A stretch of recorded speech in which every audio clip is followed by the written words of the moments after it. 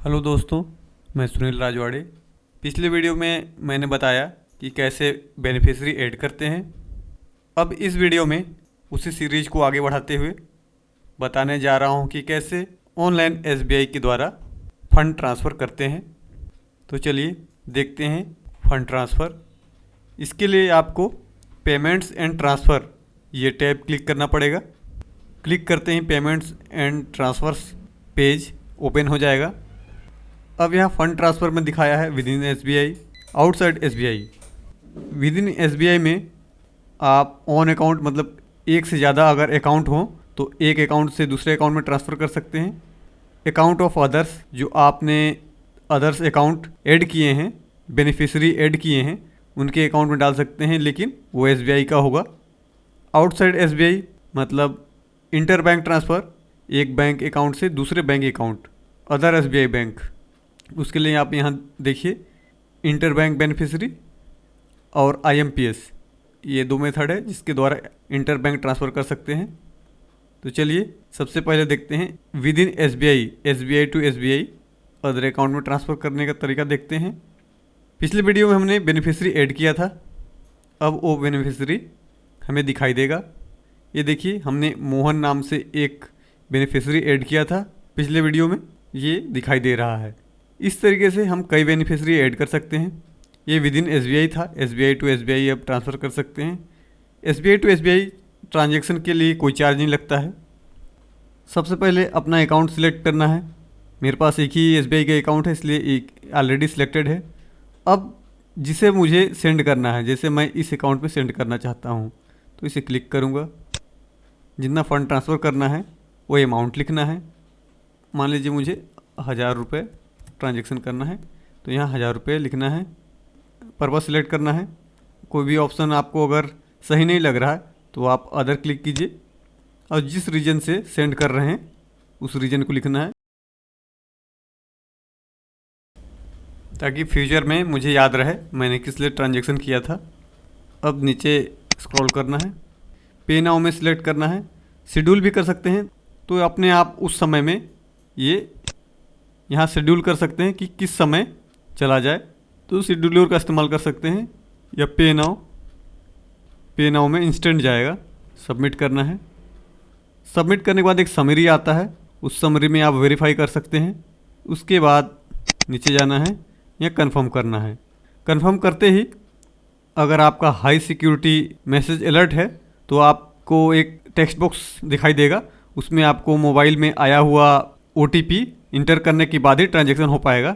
और अगर आप हाई सिक्योरिटी अलर्ट नहीं ऑन किए हैं तो डायरेक्ट चला जाएगा। तो यहाँ कंफर्म करते ही आपको हाई सिक्योरिटी मैसेज को पूछा जाएगा, तो मैं यहाँ कैंसिल कर देता हूँ। ये हो गया इंट्रा बैंक ट्रांसफ़र। इसके ज़रिए SBI टू SBI ट्रांसफ़र कर सकते हैं। अदरवाइज़ आपको क्विक ट्रांसफ़र करना पड़ेगा, जिसमें आप ओनली 5000 लिमिट है, वो मैं आपको आगे बताऊँगा। अब देखते हैं इंटर बैंक ट्रांसफ़र। यहाँ पर जो मैंने लास्ट वीडियो में बताया IMPS क्या होता है, RTGS क्या होता है, नेफ्ट क्या होता है, इन तीनों के बारे में बताया था। इसमें खासियत है IMPS में इंस्टेंट फंड ट्रांसफ़र होगा।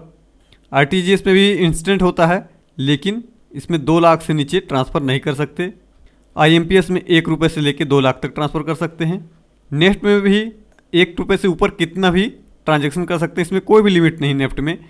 लेकिन ये शेड्यूल बेस पे होता है, ये स्लॉट में होता है, इसके लिए आपको वेट करना पड़ेगा। तो IMPS देखते हैं, यहाँ क्लिक करते हैं, प्रोसीड। अब 2 ऑप्शन हैं, पर्सन टू अकाउंट या person to person. Person to person means अगर आपने एज ए बेनिफिशियरी किसी पर्सन के मोबाइल नंबर और MMID को ऐड किया है तो इसका इस्तेमाल कर सकते हैं।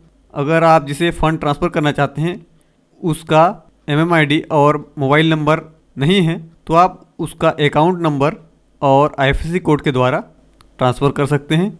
चलिए उसे देखते हैं, प्रोसीड। देखिए एक मैसेज और आता है, ये कंफर्म करने के लिए कहता है कि have you check that NCPI website for availability of service. कुछ बैंकें अभी भी ऐसे हैं जो नेफ्ट या RTGS या IMPS सपोर्ट नहीं करती हैं, लेकिन लगभग सभी बड़े बैंक उसमें प्राइवेट बैंक भी हैं और सभी नेशनलाइज बैंक, सभी IMPS सपोर्ट करते हैं। कुछ ही बैंक बाकी रह गए हैं, तो आप कंफर्म कर सकते हैं NCPA वेबसाइट से। प्रोसीड ओके करना है। अब मेरे पास 4 ऑप्शन है, मैंने 4 बेनिफिशियरी ऐड किया हुआ है पहले ही। मैं एक लेता हूँ, मैं अकाउंट सिलेक्ट करता हूँ, ये मेरा ही अकाउंट है माई यूको बैंक। यहाँ अमाउंट डालना है, पर्पज़।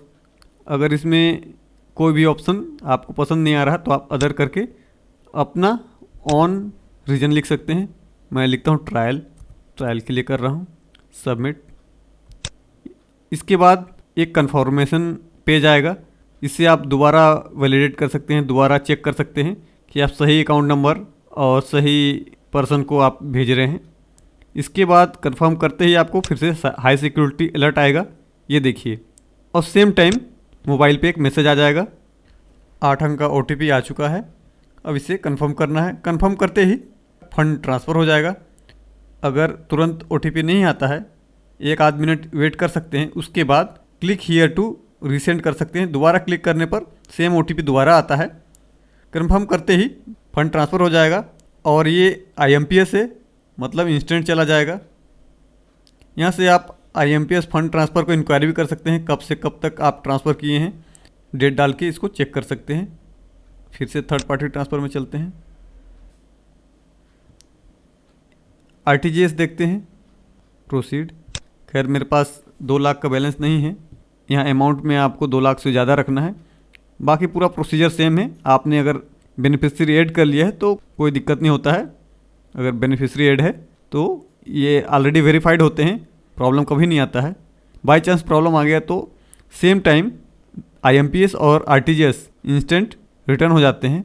नेफ्ट में वक्त लगता है, 1 या 2 दिन भी लग सकता है अगर प्रॉब्लम आता है तो पूरा प्रोसीजर सेम है। RTGS में भी सेम प्रोसीजर नेफ्ट का भी है। ये देखिए सेम ऑप्शंस फिर से आ गए। अमाउंट डालना है, पर्पज़ डालना है और सिलेक्ट करना है।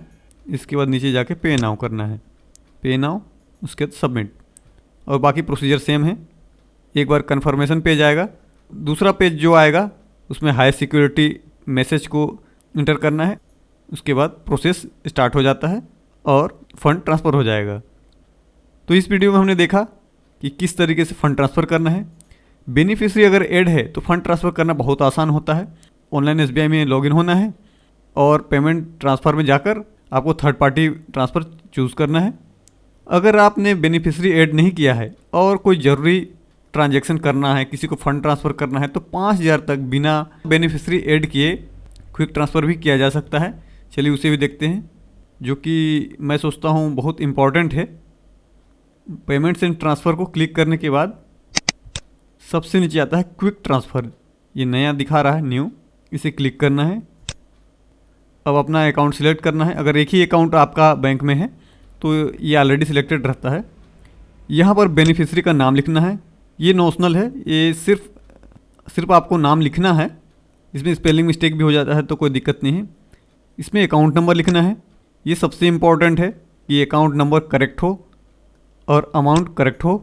पर्पज़ लिखना है, उसके बाद एक्सेप्ट करना है, सबमिट करना है। इसमें आपको कोई भी बैलेंस डिडक्ट नहीं होगा। लेकिन अगर आपको इंटर बैंक ट्रांसफ़र करना है तो इसका IMPS चैनल से ट्रांजैक्शन होगा। प्रोसीजर वही है, बेनिफिशियरी का नाम लिखना है, अकाउंट नंबर लिखना है, IFSC कोड लिखना है। अब यहाँ IMPS या नेफ्ट ये चूज़ करना है। तो अगर IMPS से करते हैं तो आपका 5 रुपये 75 पैसे ट्रांजैक्शन चार्ज लगेगा और अगर नेफ्ट चूज़ करते हैं तो 2.5 रुपये चार्ज लगेगा। उसके बाद अमाउंट लिखना है, पर्पज़ लिखना है और मैसेज लिखकर सबमिट करना है। ये बहुत ही उपयोगी है अगर बेनिफिशियरी ऐड नहीं है और किसी को 5,000 रुपये तक ट्रांसफ़र करना है, और इसके लिए बेनिफिशियरी का अकाउंट नंबर और IFSC कोड ही ज़रूरी होता है और आप फ़ंड ट्रांसफ़र कर सकते हैं। इस वीडियो में आपने देखा ऐड किए हुए बेनिफिशियरी को कैसे फ़ंड ट्रांसफ़र करना है। SBI टू SBI और SBI टू अदर में 3 चैनल है, IMPS है, RTGS, NEFT, जिसका इस्तेमाल करना चाहें। मैंने तीनों को पिछले वीडियो में एक्सप्लेन किया है, चाहे तो दोबारा उस वीडियो को देख सकते हैं। और क्विक ट्रांसफ़र जो कि अभी ये नया फंक्शनलिटी ऐड हुआ है, इसका यूज़ करके आप 5,000 तक बिना बेनिफिशियरी ऐड किए भेज सकते हैं। केवल आपको बेनिफिशियरी का नाम, अकाउंट नंबर और IFSC कोड लिखना है, अमाउंट लिखकर ट्रांसफ़र करना है। इस तरह आप 5,000 रुपये तक किसी को भी इंस्टेंट भेज सकते हैं। अब यहाँ से लॉग आउट करते हैं। दोस्तों, ये वीडियो अगर आपको अच्छा लगा हो तो लाइक कीजिए, ज़रूर कमेंट कीजिए ताकि मैं आगे आने वाले वीडियो को और अच्छा बना सकूं और ज़्यादा उपयोगी बना सकूं। धन्यवाद।